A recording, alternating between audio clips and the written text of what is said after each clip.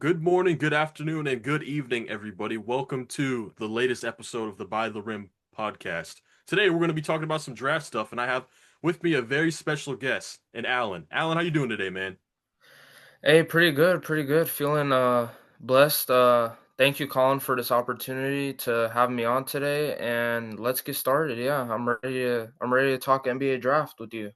Hell yeah. I'm really excited to be on here. This is the first podcast episode I've been able to record for a while. You got life stuff, I got a job, I got, some other stuff I got Mm, to take care of, and I'm sure you've got similar things going on too because that's just life. But yeah, First thing I wanted definitely. first thing I wanted to ask you is how do you feel about this year's class? Man, honestly, I think it's pretty good. Obviously, we know the top three of this draft is really strong. Obviously we got Darren Peterson, Cameron Boozer, AJ DeBansa. But overall, I think this draft has pretty good depth too. And obviously, when you look like in previous drafts and stuff, you see typically throughout an NBA draft, only like about 15, 20 guys usually end up being like really good. But I think this draft definitely could have a little bit more. And even for all the players who don't, end up going into this year's draft, because obviously all the people who we think are going to be in the draft right now are all going to be in the draft. I think whoever ends up declaring this draft, they have a good chance to succeed in the NBA. But yeah, overall, I love the quality of this draft. The depth is pretty good in this draft, and yeah, but don't really have much else to add on that. But yeah, like I said, I think the draft is pretty good. So I I definitely tend to agree. Um it feels like this is both simultaneously a top heavy and a deep draft because we have a very consensus top 3. I don't think anybody's going to disagree with that. It is a very clear-cut top 3. But you can almost maybe even add in a fourth guy into that top tier, which we will get into. But even after the dominant top of the class, we have a lot of depth. I think going as far back as like maybe even the 40s, you can get like a quality NBA player. Maybe even not starter, but like a player that'll contribute to winning and be like a mainstay on a team going forward. yep, 100% agree with you on that. Yeah, so I think we should just get right into it. So, what is your tier one of this year's NBA draft? So in my tier one, I have at one, like I guess I'll say 1.1, I got Darren Peterson. 1.2, I got Cameron Boozer, and then 1.3, I got AJ DeBansa. Okay, so you're sticking with So the top three for sure. yeah, I have all three of them probably in tier one right now. Okay, okay. So yeah, in that order, that's my top three. So yeah. That makes sense. I Mhm. don't think we really have to like get into like who these guys are because at this point everybody Yeah. already knows. Oh yeah, So for sure. I will ask, what exactly is the reason that you have them ranked the way that they are, or the way that they are? Excuse me. Yeah, so with the reason why I have Darren as my 1.1 is because he's he's a big guard. He's like what 6'5", maybe 6'6". I'm not exactly sure Hmm. what his actual height is, but yeah, Something he's a like that. big guard. I mean, I know this sounds kind of cliche, but he can kind of do a little bit of everything on the floor. I mean, good ball handler, can shoot it even. I know a lot of people are concerned about like the shooting volume and stuff a little bit, but I think so far this season, and as you can see in the last game, he took 10 threes and he made 5 of them. And no, I mean, he's a pretty willing shooter. I mean, he could shoot off the catch, off the dribble. He's got all of that stuff. And then defensively, he looks pretty good too. Like he gets blocks, on ball. I see that he plays pretty good defense. He can slide his feet. He's pretty strong. He gets to the rim, has a really nice shot. The shot is pretty smooth. I mean, the mid range game is pretty nice, and I even see a little bit of Shea esque stuff right there too with Darren. But I think with Darren, why I have him at number one is just he just his shooting and like just the way he carries himself. I know it sounds cliche again, but it just reminds me of like a legit like top like he could be like a championship like caliber dude. With Cameron Boozer and AJ Debansa, I'm a little hesitant, and I'll get into that when I talk about those two. They both have obviously they're both different players, but with Darren Peterson, definitely I feel like just his scoring prowess just kind of separates himself, gives him the edge over the other two. I know AJ Devansa is a really like skilled scorer, and Cameron Boozer is too. Um, I'm definitely with Cameron Boozer. I feel like I am higher on Cameron Boozer than most of like consensus draft people. I know there's a lot of issues with him too, but yeah, I got Darren Peterson at 1 for now. So yeah. That makes sense. That's a perfectly good case. That's a good sell right there, actually. Yeah. Um, for me, I also have the same guys in my tier one, the top Okay. three, but I have them in a different order. So I have Cameron Boozer at number one. You've That's seen my very my yeah. latest big board because I posted it on Twitter. Follow Mhm. me on Twitter at the Collin Dunks. But I have Cameron at one. I have AJ at two, which I've done a little bit of a switch up, and I have Darren at three. And it's not a whole Okay. lot of separation between the three of Interesting. them, Yeah. but my sell is that I think Cameron Boozer is the most solid and the most well-rounded. People will complain about the athleticism stuff, but he just wins and produces at every level and like consistently. He's Mhm. always a positive. Mhm. Like you can look at the advanced stats, and the advanced stats are definitely going to tell you that's good. But like even on an eye test level, you watch him play, he's always doing stuff and making things happen to win games. And I just can't ignore that. Like the aesthetic stuff is going to be boring. Like he's kind of like I gave the scary comp that nobody wants to give, and that's that he's like a Jokic in a sense. He's a little bit smaller. He's probably gonna be like 6 foot 8.5 without shoes. So maybe he's gonna be 6'9", 6'10", 6'10", but at combine in Yeah. shoes. But that's not small by any means. He's a power forward. So if he's like Jokic light with more on ball game and a little bit more defensive ability, how could I not take him number one? You know what I mean? And as for AJ and Darren, I think a little bit less of Darren than most people do. So I see him more as like a real two guard with a little bit of combo guard in him. I think that's what a lot of people are trying to sell him on is that he can be an on-ball guard, which he handles the ball well. Like that's not like a problem. It's not a weakness of his by any mean, but like he's really good off the ball. But the thing for me with off Oh, ball for players sure. is I don't really know how high you can like or hold them in or excuse me. I don't know how highly you can view them in the lens of the league. So like who is the best off ball player in the NBA, do you say? Like the highest ranked off ball player. If you were to do like your player rankings and then the highest off ball guy. Um I'm trying to think.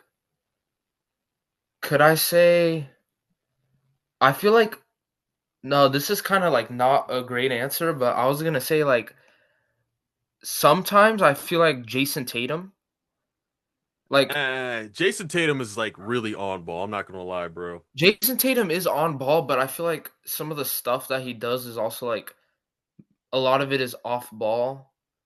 But I don't know. I'm trying to think because obviously Shea's on ball. All the like, all the high, like all the best players in the NBA are like primarily on ball guys. But there are definitely, I think Darren Peterson actually can be like the best off ball player. Like when he comes in, Yeah, I maybe not wouldn't as a doubt that at rookie. all, honestly. But yeah, yeah, but oh yeah, like you said, yeah, Darren Peterson is a really good off-ball player, and that's a really valuable skill set to have in the NBA too. Because with most rookies, I mean, obviously, if some rookies are going to come in, they're going to have the ball in their hands a lot, but not necessarily all of them. So if you can have a player who's really good off ball, like a Darren Peterson, that adds value. That adds a tremendous amount of value to your team when you can have a guy like that. Yeah, like it gives you a lot of flexibility with how you can play him. So, like again, if you wanted him to be the engine of your team, I think he can. I just don't know how far that team will actually go. So if he is Yeah. if he gets drafted number one to say the Brooklyn Nets, and they're like, all right, DP, do everything for us. Maybe not like literally everything, but like we want you to have the ball, we want you making plays, we want you to be our primary guy. I think that team is still a playoff team at like when he's, ready to go, like obviously not the rookie year, but like year 3, year 4, year 5, 6, and like into his prime. I think that's a solid team, but I don't really think you can really go super far. Like that might be, you know, uh Donovan Mitchell pretty much. Like Donovan Mitchell's a great player, but I just don't know how far you can go with him as your primary. Versus if you have him as your second guy or your off-ball guy to let's say somehow he ended up on the Nuggets. Him playing with Jokic would probably be the greatest duo of all time because Jokic is Jokic, right? That's pure on-ball creation. Yeah. With Darren Peterson and his ability to play off the ball, he would be disgusting. Like you could run him off of any action. He's gonna just make stuff happen because one thing I think that's underrated is how quickly he gets shots off. Like he is just catch, fling, fling, fling. Like it's just gone, and he's just getting shots up. And the fact that he's making them at a 40 to 50% clip half the time, which probably not sustainable, but at the moment those numbers are crazy. That's like a really really good trait to have when you want your as a shooter, I should say. Because there's been guys who have been shooters in the past, like Grady Dick, who had kind of slow shots. I think that really hinders them. You know what I'm saying? Yeah, and I mean, as you know, both of us are OKC fans, and we kind of saw it like last season in the playoffs with like Isaiah Joe. Like his shot, like I feel like Mark Dagnall wasn't playing him a lot of the times because if his shot was slow. Like it was hard for him to get him off against like the playoff defenses. Hmm. Now this season, I think his shot is a little bit faster, and I guess we'll see what happens come playoff time. But yeah, like you said, when a player's shot isn't fast, it makes them more prone to getting their shot blocked or just even Those missing shots. It could throw yeah, their rhythm off. So those milliseconds of space in between, exactly, like yeah, when you can get your shot off or not, is the amount of time it takes for a defender to get there and make it harder. yep, But like, we've talked enough about DP because he's obviously, really good. Everybody knows that. We haven't even talked yeah. about AJ DeBonsa, which like most people have at 3. A lot of like, more like highlight fans have him at 1 because he is probably the most entertaining player in basketball, maybe besides the guy we both probably have at 4 if I had to guess. And if you want to get into that, we can. You go straight into who the next guy is. I'm down. I mean, I'm down. We could get into who we have number 4 I right have now. Caleb Wilson at 4. What about you? Okay. I actually have Kingston Flemings at 4. Oh, oh, Yeah. Uh, okay. this is I think I was on a space on Twitter with Finn. Hmm. You know Finn Draft. Yeah, of course. Yeah, you guys should give him a follow too. By the way, Yeah, he has a follow at podcast too. FinDraft. Yeah, The follow double him. bonus. Double bonus podcast Finn Draft. Yeah, he's awesome. He's great. But I kind of when I did have a chance to talk about it, I kind of like said like, oh yeah, I have Kingston Flemings that high, but I didn't really talk about it that much. I just don't Oh, that's remember. right. I was in that space with you. I think you were in that space too. Yeah, there Mhm. were like a good amount of like Just draft like people draft in there. Twitter guys in that space. But yeah, so I have Kingston Flemings 4. Okay, okay. So So what's the thought process there? yeah, so with Kingston Flemings, he's like one of those guards. He's not even necessarily a big guard anymore because of how the NBA is just becoming now. Like most guards, like to be considered a big guard, I guess you have to be like what 6'6", 6'7", maybe now. Yeah. Kingston Flemings is like what 6'4", I think, Yeah, probably six and three, 6'4", something like six that. three, 6'4". So he's not even really a big guard, but I feel like he kind of plays like a big guard a little bit. Like defensively, he's pretty good. Like he gets a lot of steals, blocks. Um, but I think when I watch him with Houston, I know Houston is obviously one of the best teams in college basketball, and like with Kelvin Sampson and everything, they're always like really good. But the thing that really catches my eye with Kingston Flemings is just the way he impacts winning. Like I feel like he's just gonna come into whatever team drafts him. Like, let's say even if he goes to the Brooklyn Nets or the Washington Wizards, I think he's gonna go in there and he's just gonna like be a super positive in their lineups. Like I think he's just gonna impact winning. Like he's gonna be tough for offensive players on defense. He has a really good 3-point shot. I mean, he gets to the rim. It was tough for me between Kingston and Caleb to like who I have for number 4. And I know like Caleb Wilson is kind of like Cam Boozer a little bit where he like fills up the stat sheet and he's like a big forward, right? Like Mm-hmm. but Caleb Wilson I think is much better defensively than Cameron Boozer. I actually don't really think Cameron Boozer is that good of a defender. There's a lot of issues that I've seen with Cameron Boozer on the defensive end, but honestly, like Caleb Wilson, I know the defense is great too, and his defensive stuff might translate more seamlessly right away than Kingston's because obviously, as we see with like rookie guards, it takes a while, like it really does to like get going, and it also depends like role contingency is going to be a big thing too because I Yeah. don't know we don't know how what team drafts Kingston Flemings how they're going to use him. Like are they going to use him as an off-ball guy? Are they going to use him as like a main point guard? Well, Mm-hmm. we don't know, but I think just projecting off of what Kingston Flemings has and like the tools, I have a little bit more confidence in than Caleb Wilson. But I kind of want to get into Caleb Wilson a little bit too. I actually have him fifth, by the way. So, Okay, yeah, that's fair. so I he's have I fifth. So have yeah, Kingston Kingston. at I actually have Kingston at 6, but Okay, yeah. he's in that So, he's in that next tier. So yeah, um they're in the same tier for me too. yeah, like real quick, I'll go over my tiers. Like the tier 1 was the first 3 guys that we already mentioned. I have Caleb Yeah. Wilson at 4 in his own tier, number 2. And then tier 3, I have Hans Steinbeck, Kingston Flemings, Mikael Brown Jr., LeBaron Philon. So that's a solid tier 3 for me. Okay. So my tier two is Kingston, Caleb, and Jaden Quaintonance. So that's my tier two, and then tier three, I have Bennett Sturts, Pat Ngongba, Braylon Mullins, Tyler Tanner. I actually have a lot of guys in my tier Mm. three. I kind of bunched it up. Okay, so my tier Yeah. three is Sturts, Ngongba, Mullins, Tanner, Hannes Steinbach, and Yaxel Lendeborg. That's So valid. That's a pretty that's my tier solid. 3. Yeah, It's it's it's it's I widen honestly, I don't know. I know a lot of people with their tiers, they like condense them down, but like for me, I feel like I try to use it as like how similar I view them as like NBA outcome types, and that's how I yeah. kind of put them into tiers. That's just personally how I kind of do it. I know Mm-hmm. some, draft people do it differently, but yeah, but my tier 2 guys are all pretty similar, and I think you could, like, flip-flop them around. Yeah. My thing with Caleb Wilson that I really wanna see in conference play more, I don't wanna necessarily say the touch. It's not the touch, it's just, as you can see, like, I was looking at the numbers, like, some of his non-dunk rim numbers are a little, like, not great 'cause, Mm-hmm.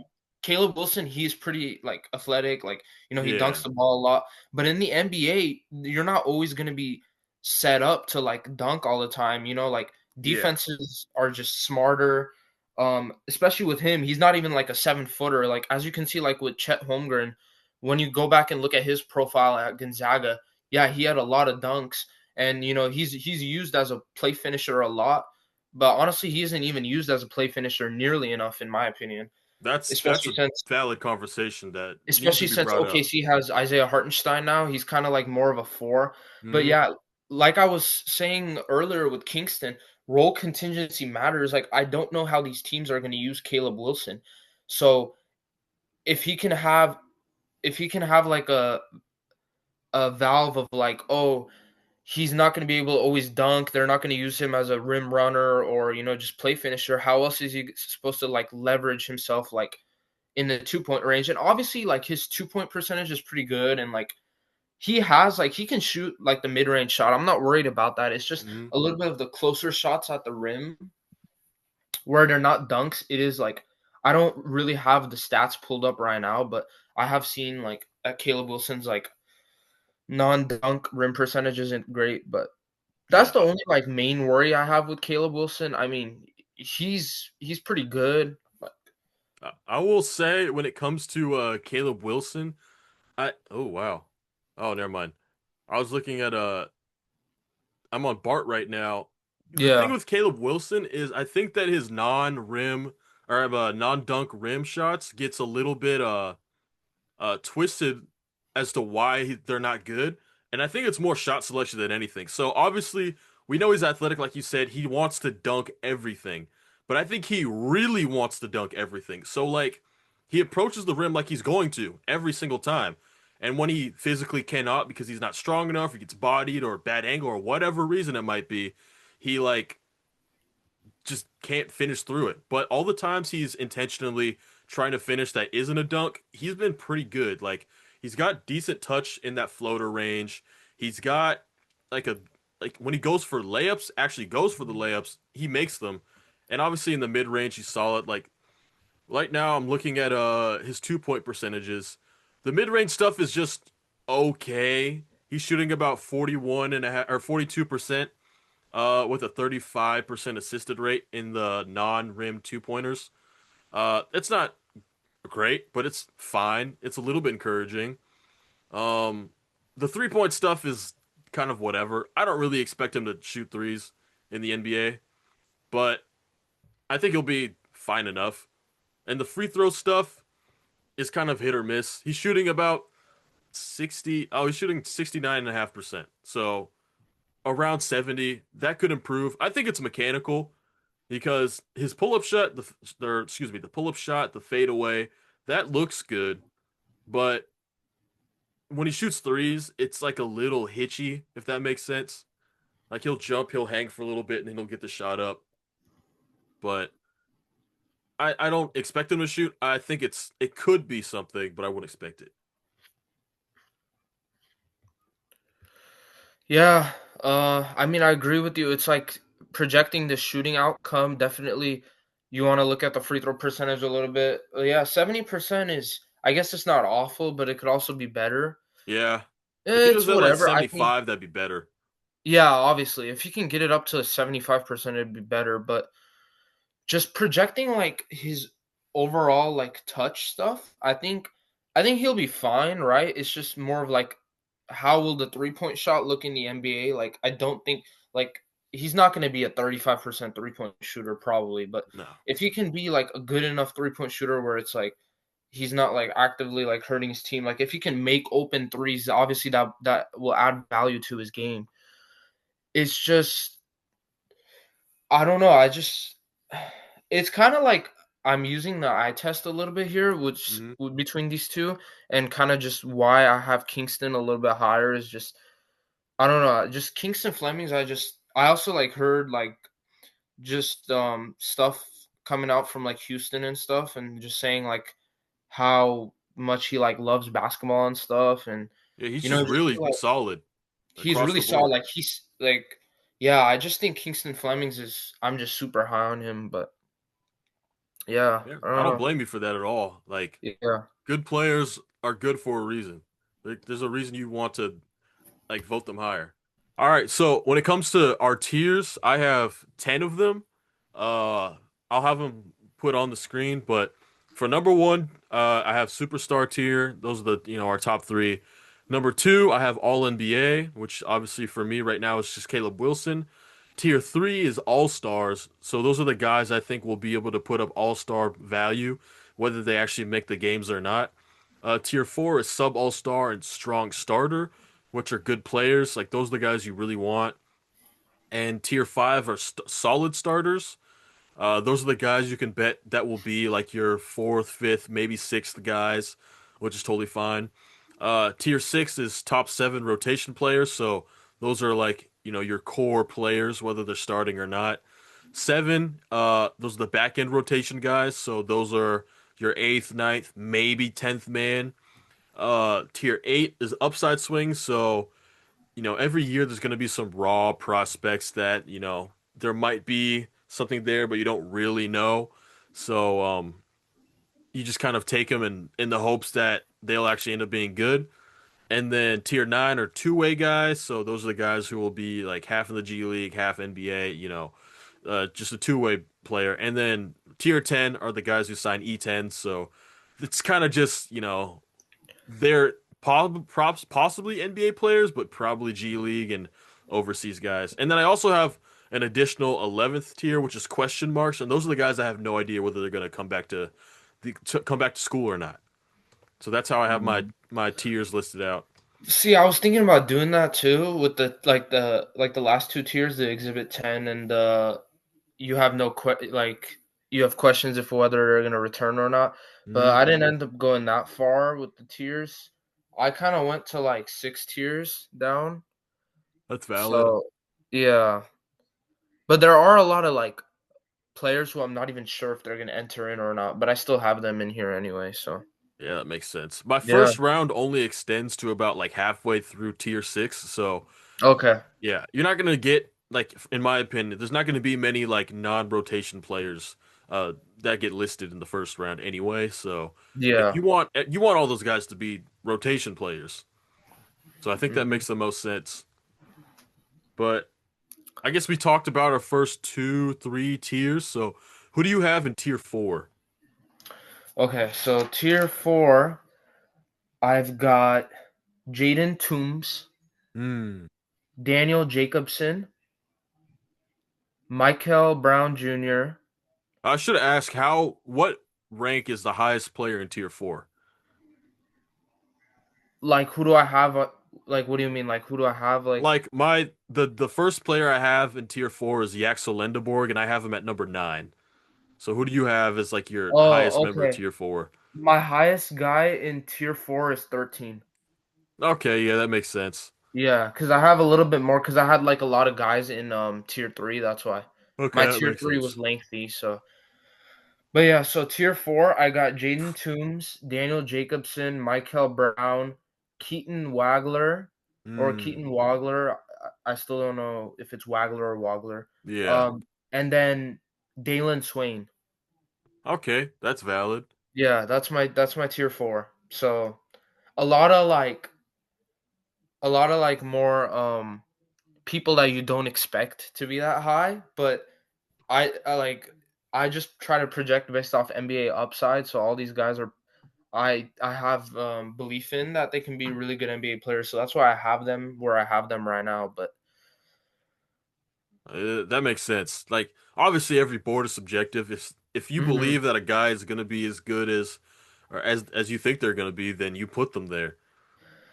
Yeah, I haven't even shared my board on Twitter yet, so this is like the people's first chance to like kind of see where I'm at with Yeah, everything. a brief introduction.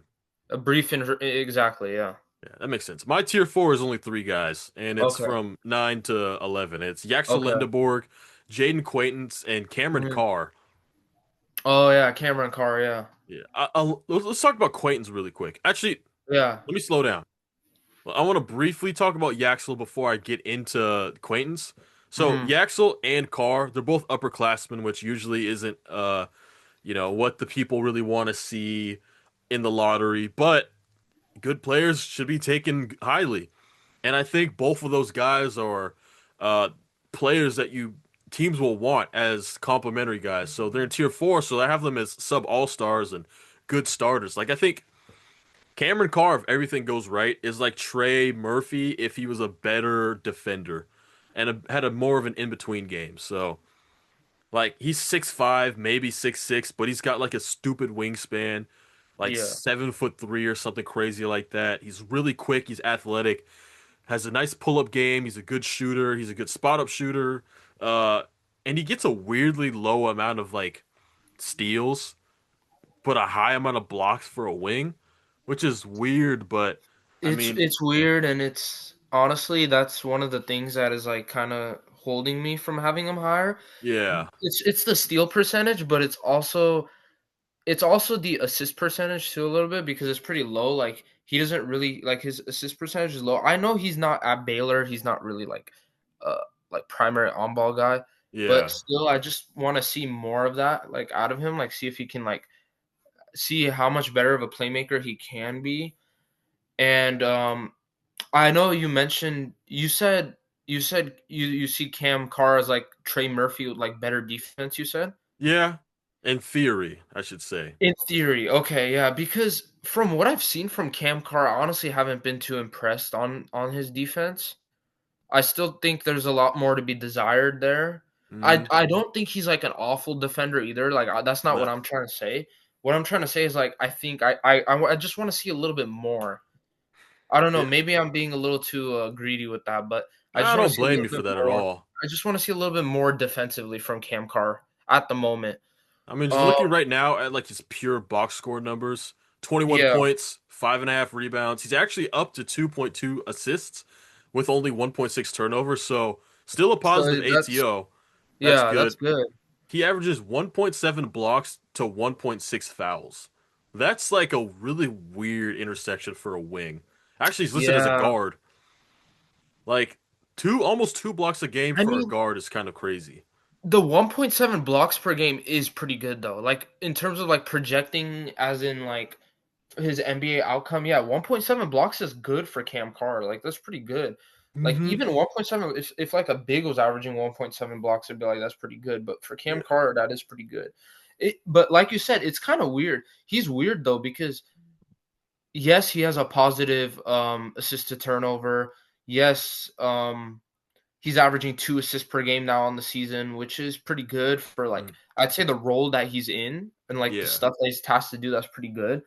But it's like, yeah, the steals is kind of a little bit of a like a philosophical thing that I've picked up from like a lot of the guys on draft Twitter is like using steal percentage as like kind of like a feel like benchmark a little bit The where word it's that like Finn likes to use is proxy.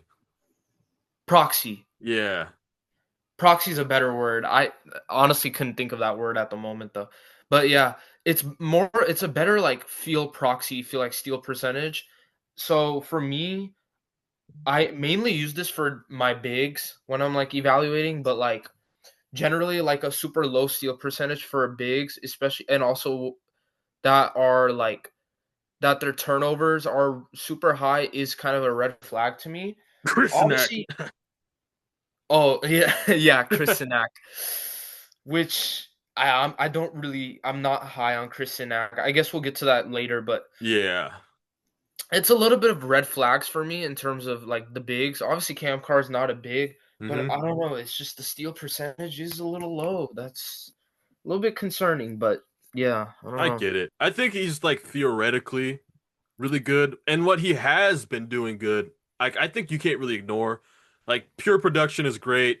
The block stuff is interesting. The straight up just percentages are disgusting and Yeah. probably unsustainable. But I mean, if he holds up to like what is it? Let me see. I think is he shooting still 70% true shooting? Okay, 68. If he's above So like 64 for the honestly, season, that's yeah. disgusting. Like even like in conference play, he's played one game. It was kind of just whatever, and he had a 59 true shooting in that one game. That's kind of crazy. No, I But mean, yeah, like that true shooting percentage being that high is pretty good. Also, considering you see, like a lot of the threes, like he likes to shoot them from far too. So yeah. I think 3-point percentage translation is pretty promising with me Hmm. for him because you can see the range that he has and like trying to project like how he can be as a shooter. Hmm. So, but yeah, I think Cameron Carr, I just want to see a little bit more defensively, That's valid. And but he's skinny, so that's another thing. But yeah, that's another thing. yeah. It's like if you remember with like Will Riley, Mm, one of the things I was concerned with him is he's skinny and he also had low like stock percentage numbers, which was yeah. kind of made me hesitant about him. But I think I had Will Riley. I don't remember from my last year's board where I had him. I think I had him around where he did get drafted, like in the early 20s maybe. I had him at 20. Yeah, I was around that area too. Like actually he was somebody who I kind of wanted on Thunder a little bit. Like I was like Hmm. if we could get Will Riley, but Yeah. Oh, actually, it's I just think I had him at 18. I'm looking at my okay. old board right now. In that range. Yeah, he was also in that range for me as well. Yeah. But yeah, for Will Riley, my concerns was also like how skinny he was and like the stock percentage numbers, like, I just didn't know how well he would hold up in the NBA as a defensive player. Hmm. Obviously, he is, like, a taller, like, wingish, like, guard type player who has, like, a pretty good wingspan and stuff, but, Yeah, I mean, yeah, that was, like, one of my main concerns with Will Riley, and it's kind of a little bit of concern with Cam Carr too right now at the moment, I get it. but yeah. Yeah, I mean that makes perfect sense. Ooh, hold up. But what was I about to say? Oh yeah, I but think also I want to touch on Yaxel real quick before we yeah, really get into Yaxel. Jaden Quaidens. Yeah. Yaxel is kind of just disgusting across the board. Like he's been great at Oh, yeah. everything. Yeah, he's insane, if we can just put it at that for Yeah. now. Like he's the perfect complementary forward because he's not even a big at this point. Because I think if he was drafted last year, he would have been used more as like a mobile center. But I think you could really consider using him as like a 3-4. Obviously, leaning way more towards being a power forward, but like I think you could use him as a small forward too in certain lineups. Like if you wanted to go big, like let's say, who would be in the like the mid to late lottery range that is like solid? Uh, I'm trying to think. I'm blanking right now. Oh, let's say the Clippers still don't make the playoffs. Yeah. Uh, I think Yaxel would be perfect for. Oh, never mind. They don't have the pick. Oh, yeah, OKC has it. Never mind. OKC has All it. right. Let's say hypothetically the Houston Rockets managed to get the 13th pick or something like that. Yeah. Yaxel is on the board. I would take him.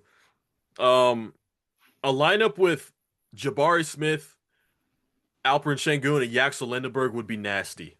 Like I think That that would be would be nasty. That's a disgusting.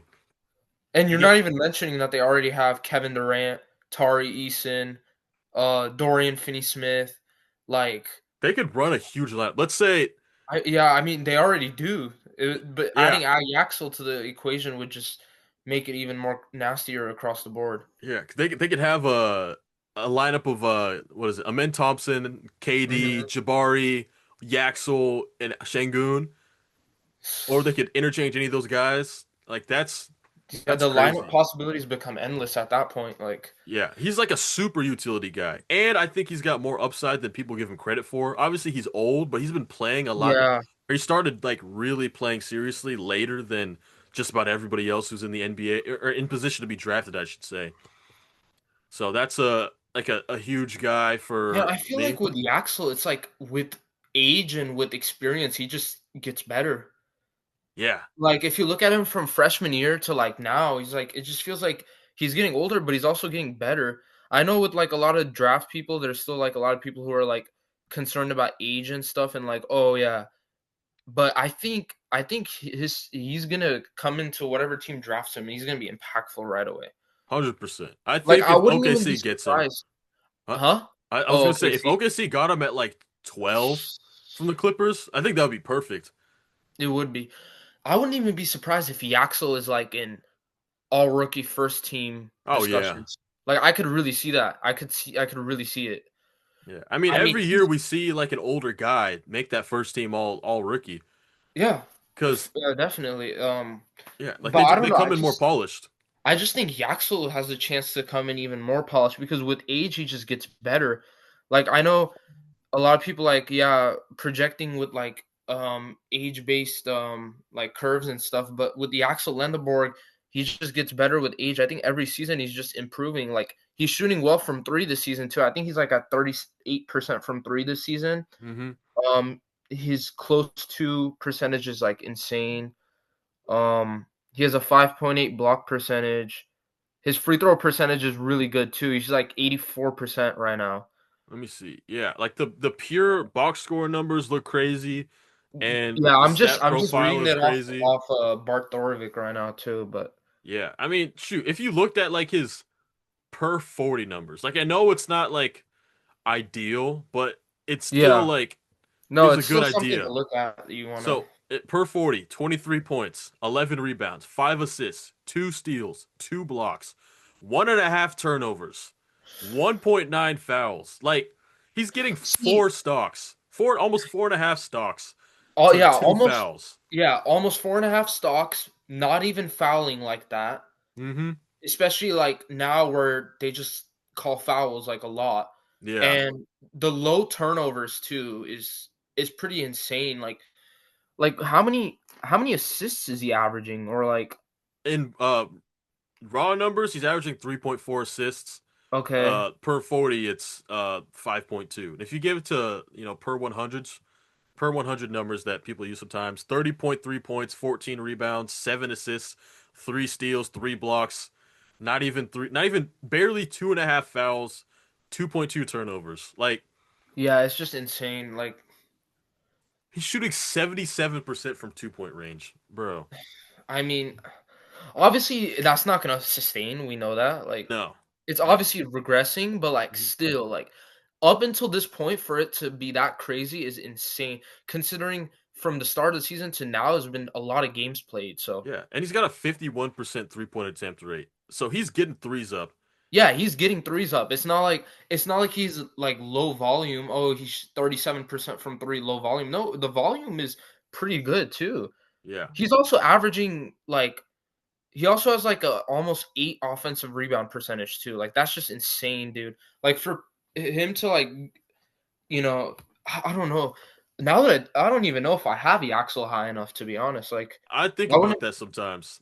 like I'm thinking about it right now. I'm like, am I too low on him? Like Yeah, but like I don't want to look silly like in we like know a how year front from now. offices draft though. So like there's a very low chance he goes in the top 10, Yeah, but he no. absolutely should. Like He should, considering but he all probably this. won't.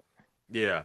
He probably won't, but Yeah. But now let's really talk into one that I think is not controversial, but I think there's like a lot of like strange-ish discourse around him, which is mhm. Jaden Quaintance. Yeah. Um I think he's a little bit overrated.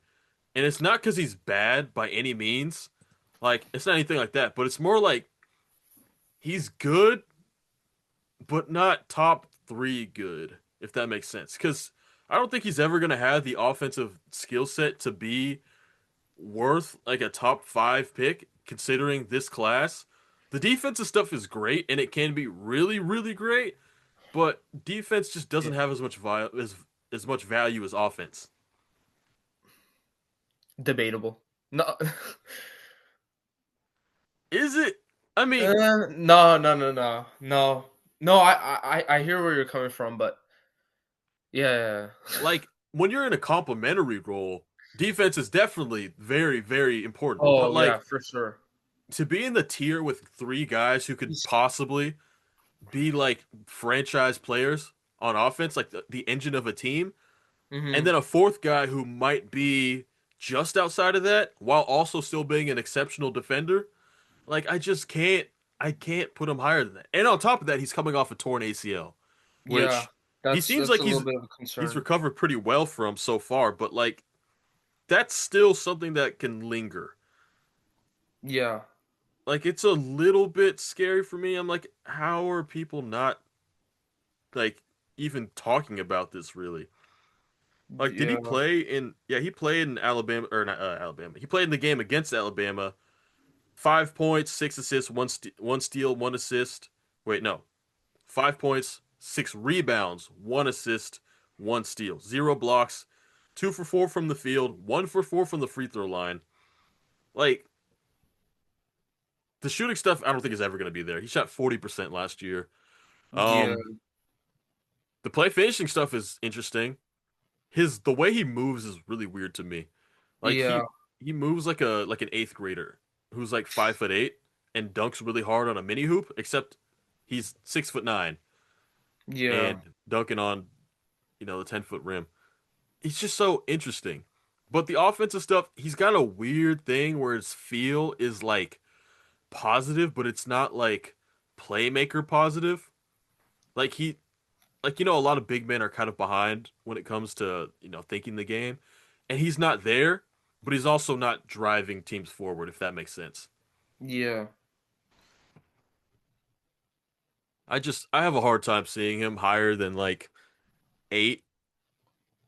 Excuse me. Like Yeah, that's you can sell understandable. me I feel there. like I feel like some of the other like touch stuff is a little shaky because like he only shot like he shot 48% from the free throw line last season, which is obviously like really bad, and like 36% on far twos. I mean, yeah, it's just some of that is for sure concerning. I think from what I've seen, like him at Arizona State last season, you also have to factor in he's like the youngest player. Like He's last the youngest season, sophomore by far. yeah, youngest sophomore at least, by far. Like last season, he should have been in high school still. He has Then dude, there's an argument he can still be a senior in high school right yeah, now. he could probably still be a high schooler right now, but I don't know. I think he has a lot of growing to do for sure, but I think he still has a lot of like even his body, I think I see it growing more. But yeah, the defensive stuff is insane. Like I think he had like almost 10 block percentage, something insane like that last year. Let's look right now. I'm looking on last season, I'm looking at him in Arizona State. Yeah, 9.8 block percentage is insane. I mean, Damn. 2.2 steal percentage is not bad too, like for a big. Mm-mm. It's pretty good. And he had good rebounding numbers. I don't know, yeah. It is like I understand like the shooting and the touch stuff is like shaky, but you also have to think like projecting Quaintonance, you're not gonna have him carry like a large load on an NBA team. Yeah, If he that's can just exactly come why in I can't really put him that high. yeah, see that's I get that too, but it's like this is like kind of like I guess what it comes down to is like projecting him as an NBA player, I still kind of like him more than the other guys because of like what he's shown. Like we know he's an awesome defensive player. Yes, he's undersized, but his defensive impact is still really good. Like to me, if you think about it, like from last year's class, like we saw with like Thomas Sorber, Mm-hmm. like what Thomas Sorber is not that tall. He's only like 6'9", 6'10", but he Yeah. has a 7'6" wingspan. It was seven Um, six. yes, Damn. Thomas Sorber has a 7'6" wingspan. Excited to see him next season for sure. Yeah, sorry. Camera cut out again. But that's nuts, bro. Yeah, Sorber had a 7'6" wingspan. Obviously great shot blocker. His steal percentage and block percentage was nuts. And last season, his defensive on-offs at Georgetown were insane. Like when he was in the game, like Georgetown had like their defensive rating was something crazy. Like with him off, they were struggling. I think Jaden Quaintonance can have that kind of defensive impact, even if he's like shorter. Like I don't have Quaintonance's like wingspan on me right now, so I don't really know what his wingspan is. I I'm think not. it's 7'5" because I know it's Which long too. see that's insane. He's like his measurables are kind of Thomas Sorber like. I mean, he's Mm-hmm. also a little bit smaller, but yeah, 7'5" wingspan, that kind of defensive production that he gives, I think it's gonna be big in the NBA. He is like Sorber where he is like a little bit of like touch concerns, but then Sorber's shot is more projectable to me though than Yeah. Quinton's is. Because Sorber, he did extend to three. The 3-point percentage wasn't good, but I like the The what is the word confidence. the confidence and like the projectability with Sorber shooting, like I'll take Yeah. it. Like he had like a good like face up game too, like in the mid range. Mm-hmm. Quaintance is lacking that. So yeah, I guess we'll see. There's a chance that I do grow a little bit lower on Jaden Quaintance, but I think I'm gonna have him in that tier with Caleb and Kingston. I know it does sound kind of like you said, like you don't really see him projecting as like as high as them as like NBA players, Yeah. but I don't know. I guess we just have to see. But Yeah. I mean, I'm looking at Thomas Sorber's numbers right now, and they're still mhm. pretty impressive. Like solid. He had a positive ATO. He had a solid amount of assists. We saw the playmaking. I like Thomas Sorber better than I like Quaintance, honestly. But like, I mean, that's not. Yeah, I mean, that's not yeah, crazy to say at all. Sorber's profile is probably a little bit better too, to be honest. yeah. But even in a last year's draft, I think I only had him about as high as 8. Let me look real quick. Okay. Like I was a big Thomas Sorber guy. Yeah. Yeah, I had him at 9, and that was Okay. as Oh, high as you I had was. Sorber ninth. Okay. Yeah. So Yeah, looking, that's a lot higher than most. yeah, like looking back, it was Cooper 1, Dylan 2, Con 3, Ace 4, Trey 5, Carter Bryant 6, Come on Malawach 7. Wait, no, that's not right. Hold on. Oh There you yeah, go. I'm a big Kamal Malowach guy too. Yeah. Okay, no, actually I had Sorber at 11. Okay. But it was more like 11 to 9-ish, but Yeah, yeah. So you're like still higher on him than most. yeah. So yeah, looking at this again, Cooper at 1, Dylan at 2, Trey Johnson at 3, Ace Bailey 4, Con Knipple 5, Kamon Malawat 6, Derek Queen 7, Jeremiah Fears 8, VJ Edgecombe 9, Noah Shenge 10, Thomas Sorber at 11, and then the list goes on after that. Yeah, Carter Yeah, Bryant was at 14. I'm like, wait, there's no way I had him that high. yeah, yeah. But yeah. Dude, I was like, I really thought we got Carter Bryant, and then San Antonio took him one pick earlier. Mm-hmm. But you know what? I'm not mad at that. Cause like I like I wanted OKC to draft Drake Powell at 15 because he's just Okay, such an yeah. OKC guy. He Carter, wasn't. He was a big OKC guy. Yeah. yeah, but like Carter Bryant just didn't have the offensive game to to like to be an OKC guy, I thought. I still like Mm, him. He's been awful as mm. an offensive player in the NBA. He needs a Oh couple years. yeah, But I'm for not like, sure. oh, he's a bad player, like get him out of here, but he's just a couple years away. But not in like a disgusting way. I think the skill is behind like where he is like mentally. But Yeah, yeah, I feel like Carter Bryant thinks a little bit too much when he's out there too. yeah. He just needs to simplify.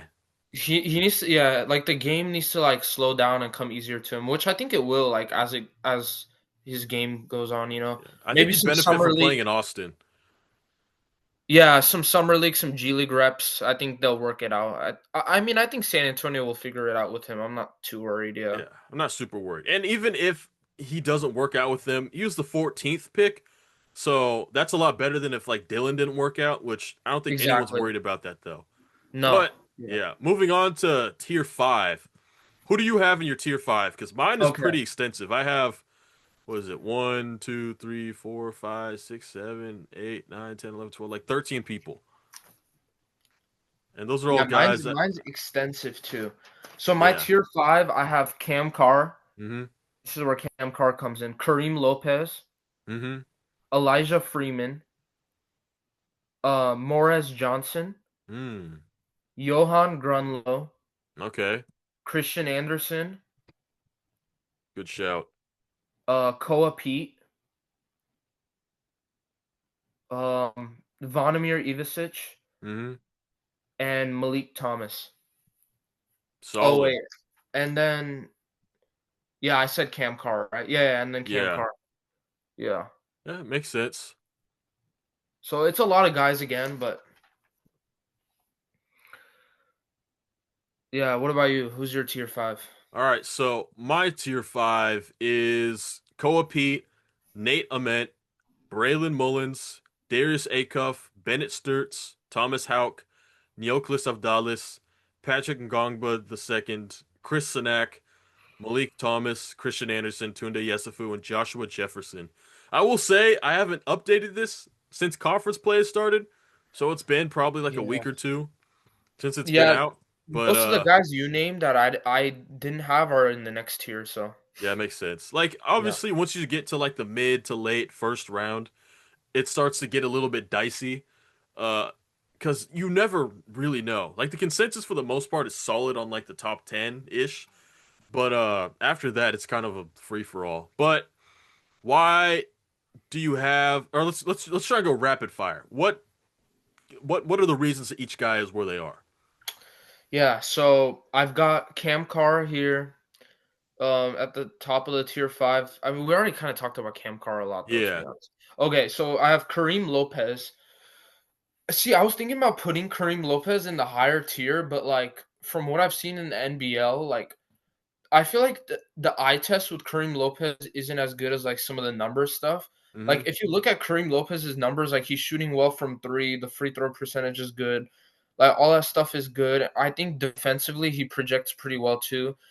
But I don't know, it's just some of that like he just doesn't do enough to me to like warrant like putting him higher. Like especially offensively, I just haven't seen like a lot of great stuff from him. Like Mm-hmm. most of it too is like they just throw him out there and they like have him playing like off ball mainly. Like I feel like we don't really see Kareem Lopez as much like in terms of like his creation and stuff and like what he's Yeah. asked to do on the court. So that's kind of like why I have Kareem Lopez here.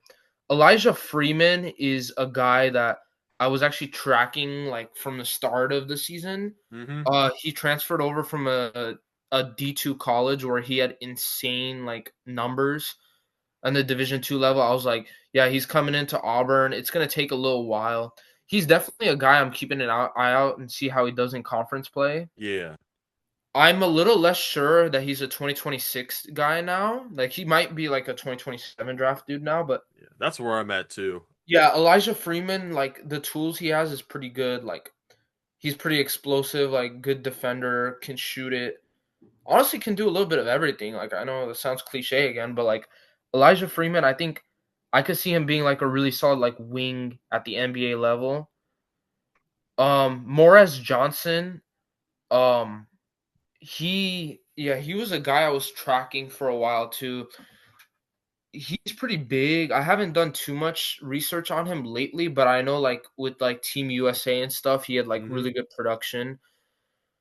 I project him as like more of like a probably like a 4, but he's kind of I don't know. I could see him maybe being a small ball 5. He's leaning a lot more towards being a small ball five because Yeah, I could see him he's being not yeah. tall, but he's like big. He's really Yeah, he's strong. big. Like I could see teams using him in small ball 5 numbers and he's kind of like I could see like teams using him like a little bit like a Jonathan Mobo a little bit.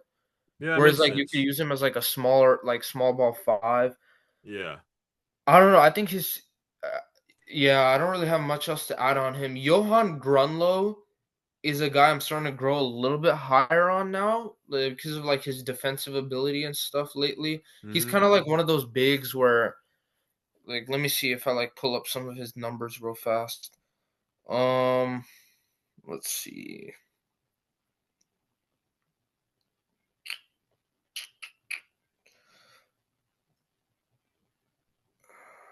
I Let's mean, I see. know Grunlow's got like a insane block percentage. Yeah, that and also wanted to see yeah, he is like his block percentage is what is it? Grunlow, let's see. Yeah, he has like a 12 block percentage right now, which is just nuts. Obviously, it's probably not sustainable.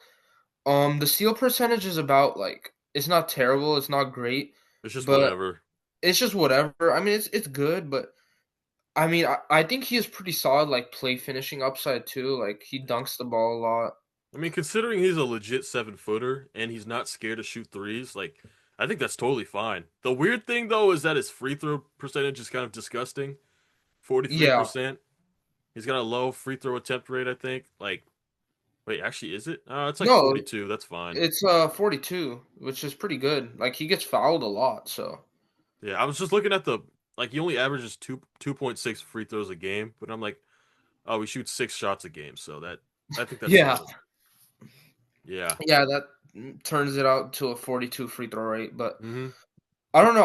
I think from what I've seen about Johan Grunlow is like the defensive stuff is pretty good. I think he's gonna be like one of those like you can plug and play him type player at Mm-hmm. the next level where like yeah you're not gonna want to ask too much out of him, but like he's like those players where like oh yeah he dunks the ball a lot, he blocks the ball. He's like more of like a traditional big.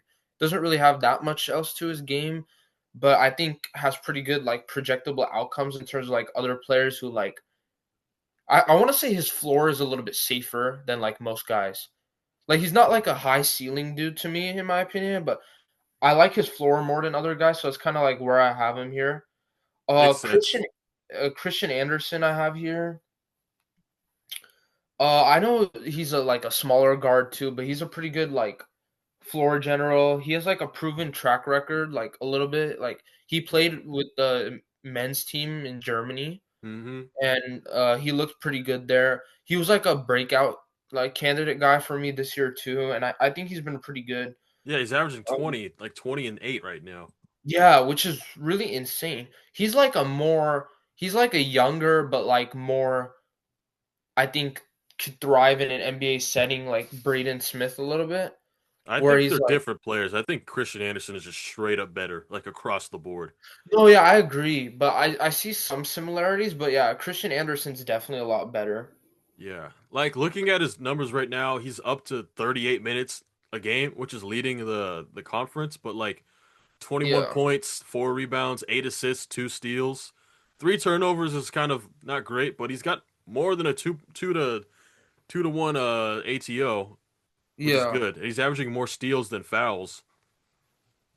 So like looking at That's his good. That's pretty good for a guard. yeah, and he's got almost a 65% true shooting, a Yeah, he's been efficient 57% three too. point attempt rate. Like this guy's he's the goods. I think he's legit. Mm. I'm probably gonna move him up like a lot in the next iteration of. I was thinking about that too, actually. I was thinking about moving him up as well. Hmm. Like But looking at the numbers, like looking at his game, like he probably like really should. Yeah, because they're still 15th on the AP poll. He's putting up dirty numbers. So is JT Toppin. Like, yeah, no, Texas Tech is legit. yeah, and then I also have Vonimir Ivisic here. I know I'm a Oh. little bit higher on him than like most. I'm be honest, the feel is kind of nasty with Vonimir right now. Hmm. Like I don't even know how, but his assist percentage is below 4%, which I don't even know how it's that bad, but and then like his steal percentage is low too, but his block percentage is insane. He shoots a lot of threes though. Like he can really shoot it. I'm trying to see how many threes like per 100 possessions he gets up. You said Zvonimir or Tomislav? No, Vonimir. Okay. I have Vonimir here. Yeah, he's taking like 10.9 threes 100, which is insane. Damn. Yeah, like like, and then where's the 3 point percentage? Let me see. He is shooting 37%. Yeah, that's really good for a big like. I don't think there's been a big with that kind of volume that also has like a block percentage like threshold with Vonimir since like maybe like Kristaps Porzingis maybe. I'm looking at his numbers right now, bro. We're like in Walker Kessler territory. Yeah, just with an outside shot. Yeah. All right, so Zvonimir was the last guy we just left off on. Do you have any finishing thoughts on that? No, I mean, kind of like what I said earlier. I The reason why I kind of have him like this high is because I kind of see like a Kristaps Porzingis type intersection with like his block percentage and like the 3 point volume and just all that stuff. But I think at the very least, like him being able to shoot and just block shots at the NBA level could be valuable to some team. Now the field stuff is leaves something to be desired for sure. Like it's not Hmm. great. Like the assist percentage, the steal percentage, all being that low is just kind of bad. But I don't know. I think Vondimir's shooting and blocks is just going to be there for him. So that's kind of like why I have him here. And then the Okay. last player I had in this tier was Malik Thomas, Hmm. the Arkansas guard. Yeah.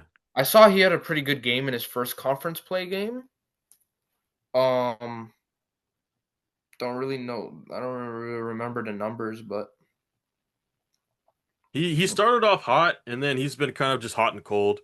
I think he's still shooting like under like 40% from the field right now. yeah, he had he had 18 points, 3 rebounds, and 3 steals Hmm. against Tennessee, Yeah. which was good. But like I did see like still the 2 point percentage stuff. Like he didn't really shoot as good from two. I mean, he still shot solid, Yeah. but most of it was threes. Like he made his threes that game. I don't know. Malik's an interesting player, but I think as a guard, like his shooting and like kind of like his handle is pretty good for a guard. Like I believe in it Hmm. for Malik. I just kind of yeah, I just want to see a little bit more from him. Like for me to have him any higher, like I want to Yeah. see him like shoot better from two, maybe get to the rim more, and then maybe like get to the free throw line higher more as well. But like Yeah. I mean, yeah, I don't know. on the season right now, he's got a 52.5% at 3 point attempt rate. He's shooting 41% from 2 point range. That's the big problem right there. Yeah, that's not good at all. Yeah. But But I mean, everything else, like he's got a positive like assist turnover ratio. He's not turning the ball over that much. He's getting some steals. He's got almost a 3% steal percentage, which is all right. It's pretty solid. Uh, Yeah, he's actually he's not a bad off-ball defender from what I've seen. No, like he's just fine. And the three-point Yeah. shooting stuff is like legit. Like Yeah, the he's a three-point shooting gunner. stuff is good, yeah. So like Malik Beasley, maybe? Is that not Maybe. I don't think that's fine. Like I think he's worth a first round pick, but like his consistency and ability to actually score Yeah. outside of the 3-point line is what will like that what can move him. Like if he's inconsistent as a shooter, like if he's streaky, which Yeah. it looks like he might be a little bit, but if he's not, then that's great. But if he is, I buy the shot. It's just some of the 2-point stuff is yeah, like how's he gonna finish? How's he gonna yeah. like work in between stuff like that? So I don't blame him. I have him about the same area because like what? That's Mhm. like late 20s for you. Yeah, he's like late 20s for me right now. Yeah, I have him at like 21, so like that's fine. Okay. Yeah, but who is gonna end your first round? So your last guy's up to 30. Oh, okay. I have Josh Jefferson. Hmm. Is Yeah. that your 30th guy? I th See, I don't even know because I ordered them off tiers. I didn't even order them off like number like players. He might be. That makes sense. My next tier, which goes from 25 into like 37. So Okay. yeah, but yeah, I like Josh Jefferson. I think he's gonna be a good player. I just don't know like how good. Like I think Yeah. he's gonna be a starting caliber player. I just don't know where from there. Yeah, like my next tier is Ade Mara, Josh Jefferson, Thomas Haw, LeBaron Philon, Mm, mm. Malachi Moreno, Paul McNeil, Blue Kane, Oh, and then let me see. I think I have somebody else too. Oh yeah, Nate Ament is finally here. yeah. um, and then I also have Adam Atomna and Atama? Yeah. Adam Atomna, Braden Burries, and then I've got Bruce Thornton. That's solid. That's valid Yeah, actually. yeah, Yeah. My tier that's my 6, next tier. yeah, up to 30 is Floyd Badunga, Okay. Adai Mara, Kareem Lopez, Isaiah Evans, Braden Burries, and then or was it Henri Vassar Oh, Henry or Vassar. Vasar? Oh, Yeah. actually, I do have two. I have 7 tiers. My bad. I said six. I have seven. Sorry. You're good. You're good. You're good. Yeah. But Um, yeah, because my board goes like yeah, because you 80 mentioned deep. Flory Badunga, so he's in my 7th tier. Okay, yeah, that makes sense. Yeah. Yeah. But like, yeah, my first round only has 6 tiers, but I have like 80 guys on the board. But yeah, so like I guess we'll just kind of wrap it up. We already talked a little bit about Kareem Lopez. There's a lot of issues defensively that had me drop him because I had him at like seventh or something like that early in the season. But his lack of awareness was kind of terrifying to me. And Yeah. like Oh, that's a big offensively, one. he's like a weird like what do you really do type of guy. Mhm. But we'll Mhm. see. If he's like a legit shooter, that really helps. But like the stock numbers are solid, but is he like actually a good defender, you know? Yeah. But real quick to touch on your like Nate Ament, a lot of people are like dropping him, and understandably so. He's been playing horribly, but I think like I've said this a few times before, but like he's gained significant weight in a very short amount of time, and I think that's really like having an effect on him in general because he's not even hitting his free throws, and he's always been a solid free throw shooter. Like the shooting touch was never an issue like previously, Yeah. and then he just added a bunch of weight and a bunch of strength, and he has to readjust. So I give him a little bit of grace there. But other than that, like I think a team's gonna take him in the lottery, no matter what. It probably still might, Yeah, but because 6'10", and there's some flashes of skill. Like he's kind of like Usman Jang. Like I think that's probably a good comp there. Because Us grew like 6 inches like a yeah, year but before his draft year. I think the thing with Oos is I kind of saw a little bit more. like Us was not only was he playing in the NBL, Hmm. he was I feel like I saw more from him like creation wise a little bit. Yeah, because he was a point guard. Yeah, like he was hitting like threes off the dribble, like he was even hitting some mid-range shots. I think the stocks were a little bit better too for Us. He's also like he was like also not really like a high dunk guy. Like I know like Nate Met has like low dunks, right? Like I for a think he has 6'10" guy. two. I think he Two has two. dunks just the Two. whole That's a season. yeah. But yeah, like you said with Nate Met, the priors do indicate that his shooting touch is not bad. Hmm. Like we know like he's not this bad for sure. Yeah. It's just can he show that again at Tennessee? That's the thing. That's the question that we got to see. I want to see how he holds up in conference play, honestly, because it is kind of scary that he looked that bad before we even got to conference play. And not just conference play, it's the SEC. And yeah, he's playing in the SEC, which is like the toughest conference. So Yeah, and that's another it's gonna thing be with talking rough. about the SEC. I've seen like on Twitter a lot of like the Tyler Tanner skeptics. They're like, oh, well, maybe in conference play he might not do so well. Then I saw somebody say he had like a 14 like BPM against Yeah.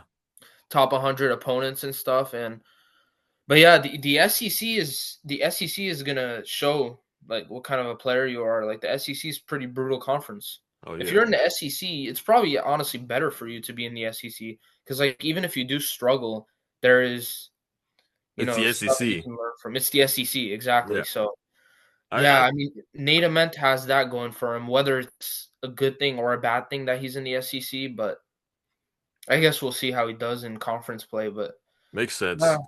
I have to put Tyler Tanner on my board. I just put him in question mark because I didn't know anything about him. okay, But like I like he is kind the of a newer guy that people are starting to talk about. Yeah. yeah. Like if he holds up and is like as good of a playmaker and as a scorer as he has been, dude, I I'm not a big like small guys fan, or I'm not Me midget neither. FC, like I like to say, but I might put him at like 12. I've Like got I've got Tanner 10th right now. yeah, I know. I'm like So yeah. yeah, and I actually discovered Tyler Tanner from like a I'm not even joking. I discovered him off a Bart Thorvik query. Like I'm not even joking. Like I didn't even know anything about him. I was doing some queries and stuff, and I like found him with like Caruso and like Reed Shepard and like those kind of guys.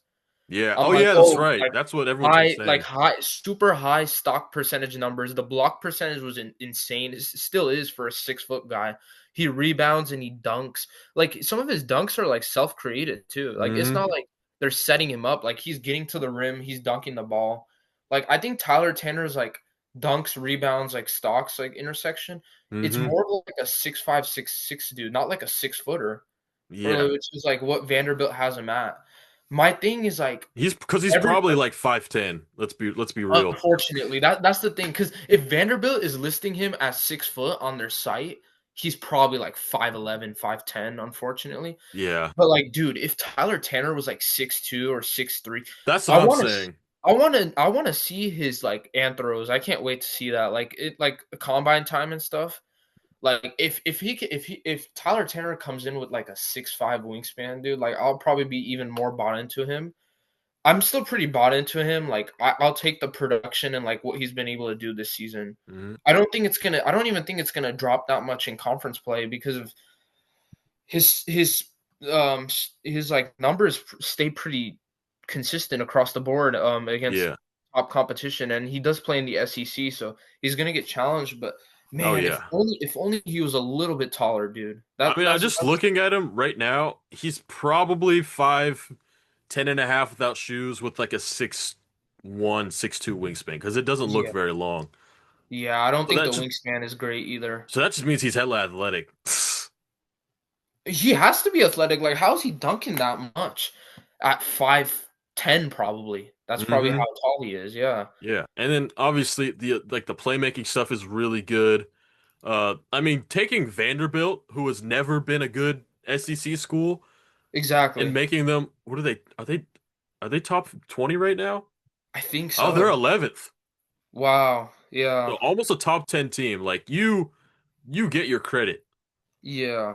Like 100%. Like I'm looking at the roster right now. They have Probably two guys who will play in the NBA because Tyler Taylor looks like a first round pick, and also Duke Miles. Seems like an what is he? Oh yeah, he's like an eighth year senior, but like he might touch the NBA because he's playing really well. Yeah, he might. He's old though, so that's why I don't have him. But I could even say ancient. He's old as hell. 6 years, 6 years at the Division I level. how old even is he? Is he like 25 by now? I Or have no idea, but that'd be 24, maybe even 25. yeah, I mean, I mean, let's look. He's the leading scorer right now. And my camera just went out again. yeah, I kind of wanted to get into my last tier now too. Yeah, we can get into that real quick. Okay, for sure, if that's cool. So my last tier, I have Mario Saint Superi, Eric Ribe, Mm-hmm. Amari Allen, um, LaJuan Watts. We Good got shout. we got Arrington Page from Northwestern. Oh yeah, he's been playing Shout well. out Northwestern University. I have no affiliations with that school, but just Brooks Barnheiser being from Ah, there, and then I have a few guys from Twitter who I'm close with that are Northwestern fans. So valid. they have a really big fan base, and yeah. But I said LaJuan Watts, Arlington Page. I also have Killian Toure here Yeah, from from Iowa Iowa State. State. See, he's for sure not a 2026 guy. Like I'm like 80% sure, but just the defense is just insane. Like offensively, he's far, like really far, but just the defense alone put him on this list for me. Valid, valid. Flory Badunga, I have in this tier. Terrace Reed from UConn, Okay. and then I have Rafael Castro to close out tier 7. That's solid. That's a solid list right there. Oh, and then I do have two players who I added like a question mark. I have two players here, or actually three. I have Caden Mingo, Chase Ross, Mm-hmm. and then I have Marco Fodso Dada from France. Hey, shout out to Marco. Shout out. I mean, hey man, I really like his game. I just think he's gonna come play college basketball rather than enter the NBA, which might be a better choice, but Yeah, he'll be an older freshman, but I liked him a lot. I like because every year there's a couple international guys that pop up out of nowhere.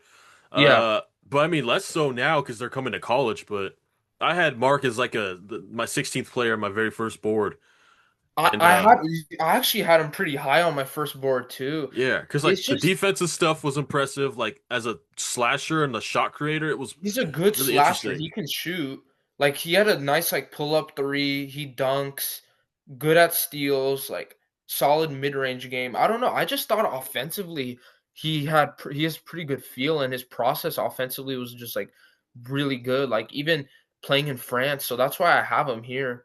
But Hmm. he's a guy that I'm gonna look out for a while. Yeah, Marco Fodzo Dada. Yeah. makes sense. Yeah, like right this season he's not getting a lot of play, not getting a lot of production, but he's scoring Yeah. well inside the paint, so that's something.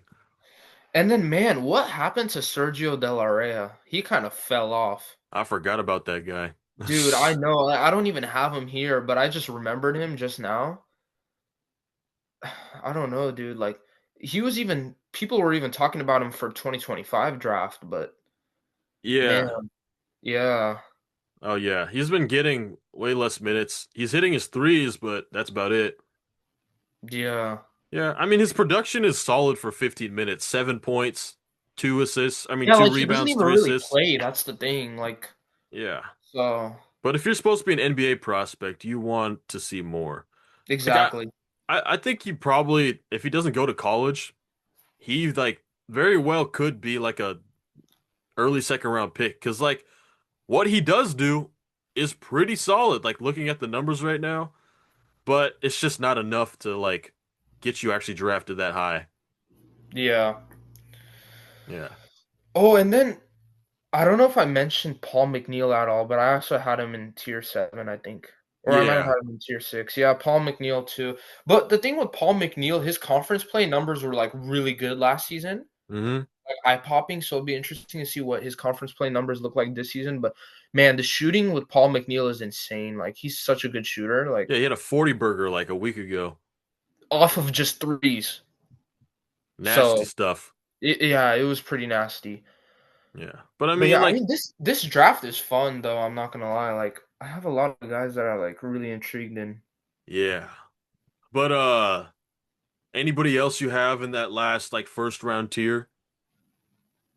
No, not really. I was gonna ask you who else sticks out to you, like, out of, like, my tier 6 and tier 7. Um, the lack of like a Chris Sinak, because I know he's been Yeah, I know. dropping. I don't have Sinak here. I'm a bit harsh on Sinak. I will admit right now, but Well, I mean, it's pretty reasonable. Like he's kind of everything that you hate from a big man right now. exactly, Like exactly. everything. Especially from, like, my kind of big philosophy too. So Hmm. Like unless he became like actually no, I can't even. It's hard for me. I think I might kind of be influenced by like RSCI because I still yeah, have him at like 20. I think it's more because I think he'll probably get drafted in the top 20 yeah. rather than Because like where was he in the RSCI ranking? He like was pretty 6. high, right? Like, Yeah, he was like 5 or 6. yeah, he was really high in RSCI, like a lot higher than Kingston Fleming's for sure. Yeah, Kingston was like in like the Like, 15 range. Isaiah Harwell also from Houston was high in RSCI rankings too. I like Harwell, but I think he's probably a next year guy.